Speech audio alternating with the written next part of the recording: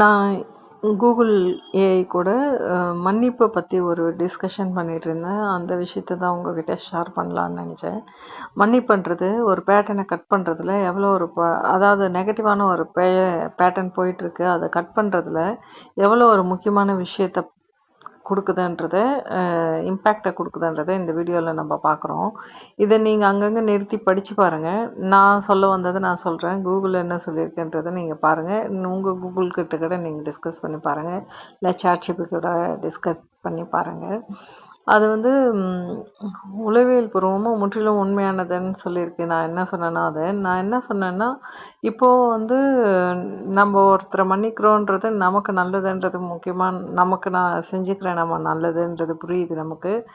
அங்கே வந்து ஒருத்தர் மேலே கோவப்பட வேண்டிய இடத்துல நமக்கு ஒருத்தர் தப்பு செய்கிறாங்கன்னா அவங்கள மன்னிக்கிறது மூலயமா ஒரு பேட்டர்ன் பிரேக் ஆகுது. அவங்க நினச்சிட்டு இருப்பாங்க நம்ம இப்படி சொன்னோம் அதுக்கு எதிர்க்க நம்ம இப்படி பண்ணியிருக்கோம் இவங்க அதுக்கு எதிர்த்து இப்படி பண்ணுவாங்க அதுக்கப்புறம் வெளியில் பிஹேவியரில் இப்படி பண்ணலான்றத நினச்சிருப்பாங்க. ஆனால் நம்ம அந்த மாதிரி இல்லாமல் ரியாக்ட் பண்ணாமல் நம்ம ரிஃப்ளெக்ஸ் கட் ஆகிற நேரத்தில் அவங்க அதை கண்டினியூ பண்ணுறதுக்கான அந்த பேட்டர்னை கண்டினியூ பண்ணுறதுக்கான வாய்ப்பு இல்லாமல் போகுதுன்றது நம்ம சொல்லலாம். அப்படி இல்லாமல் போகிறது மூலயமா அவங்க அதுக்கு மேலே மேனிப்புலேஷன்ஸ் அதுக்கு மேலே பல விஷயங்கள் டிஃபென்ஸுக்காக பண்ணுறது விடுறதுக்கான வாய்ப்பு ஏற்படலாம். அந்த இடத்துல அவங்களோட இதில் நான் சொல்லியிருந்தேன் நியூக்ளியர் ரியாக்டரில் அந்த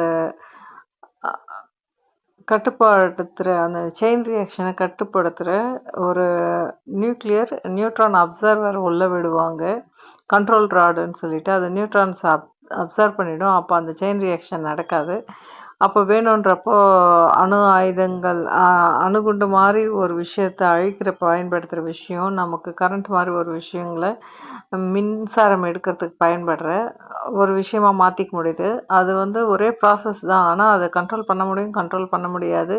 பிரேக் பண்ண முடியும் அந்த பேட்டர்னை பிரேக் பண்ண முடியாதுன்றதில் தான் அது இருக்குது. அப்படி பிரேக் பண்ணுறப்போ அது நமக்கு அப்படி யூஸ் ஆகிற மாதிரி நம்ம அந்த பேட்டர்னை ஸ்பீடாக போயிட்டுருக்க ஒரு ரிஃப்ளெக்ஸ் பேட்டர்னை கட் பண்ணுறது மூலயமா நம்மளோட ரிஃப்ளெக்ஸ் மட்டும் இல்லாமல் எதிராளியோட ரிஃப்ளெக்ஸும் கட் ஆகிறப்போ அந்த பேட்டர்னே கட் ஆகிறப்போ அங்கே வெளியில் நடக்க வேண்டிய பல மோசமான விளைவுகள் தடுக்கப்படுதுன்றது நமக்கு புரியுது.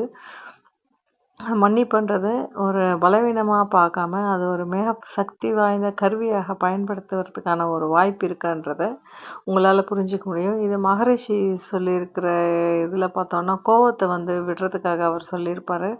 கோவம் அப்படியே எப்படி செயின் மாதிரி போகும்ன்றது சொல்லியிருப்பாங்க. ஒரு வீட்டில் நடந்த சண்டையில் எங்கேயோ சிக்னலில் பக்கத்தில் இருக்கவங்க கூட ஆஃபீஸ்க்கு லேட் ஆகுதுன்றது ஆஃபீஸில் போய் ஒரு சண்டையாக இருக்கிறது ஆஃபீஸ்லேருந்து முடிஞ்சு வீட்டுக்கு வரப்போ பசங்க கூட ரிஃப்ளெக்ட் ஆகிறதுன்ற மாதிரி பல கண்டினியூவாக இருக்கும். யாராவது அங்கே ஒரு செயினை பிரேக் பண்ணியிருந்தாங்கன்னா அது அவ்வளோ பெரிய பேட்டர்னில் போயிருக்காதுன்றது நமக்கு புரிய வரும்ன்றதுக்காக சின்ன எக்ஸாம்பிளாக மகரிஷி சொல்லியிருப்பாங்க எக்ஸ்பிளைன் பண்ணியிருப்பாங்க கோவத்தை பார்த்து.